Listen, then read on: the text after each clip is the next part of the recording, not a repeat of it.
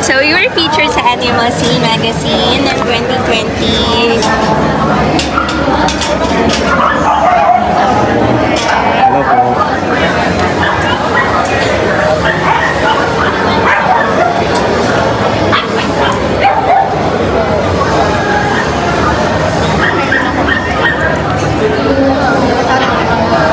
Ano po ito? Ano pong breed dito? British short British hair. NY ano po siya? NY25. NY25.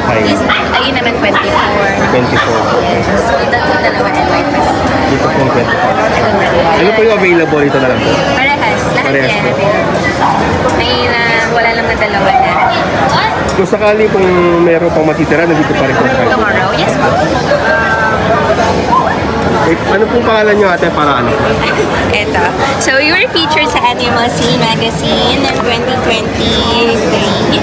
So, ito yung mga British long hairs namin. So, I'm Grace Domingo by the way. Yan. So, ito na yung mga naging anak ko, mga nandito sa magazine. So, yung mga long hair. So, the golden naman, different breed, imports din from Ukraine and Russia. Kasi po yung wife ko sa talagang focus. So ako nag-aalaga dito. Siyempre ako nagpapakait kapag nagtatrabaho sa amin. Yung mga British short hair din po kami, pair. I see. Although yung napagpares kasi namin, una kasi yung pusa niya is ano yun, NY11 yata. Medyo darker. Hindi ko lang alam yung NY11 is lighter. lighter. O yung medyo darker. Medyo parang ganyan yung pagka-golden. Tapos nagkaroon siya ng yung tawag dito? Lilac. Okay. And then di na sana namin ipagpaparas kasi bawal pala. Kaya lang biglang na-disgrasya, nakapagpalabas. Parang ano yung parang... Tabi.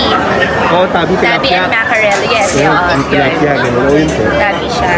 So, ayun. So, NY lang sana. Or NY... Dati kasi pwede ang NY sa NSA, silver. So, ewan ko ngayon bakit may parang pinagbabawa natin ng ibang club. Ang ibang club lang natin. Pero sa mga hindi naman nagbebenta, kung alaga na, wala namang problema. Problem.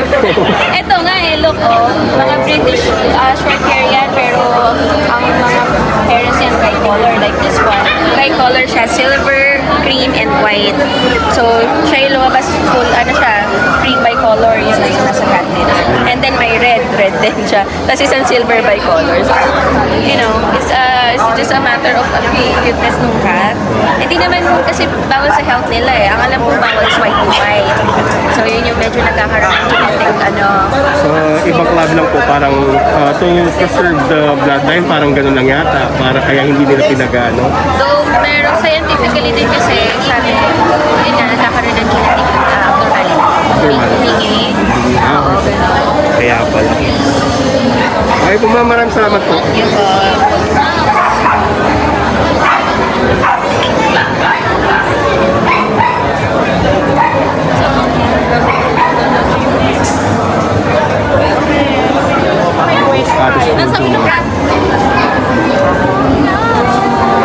Ang lambing. Ay, sorry po.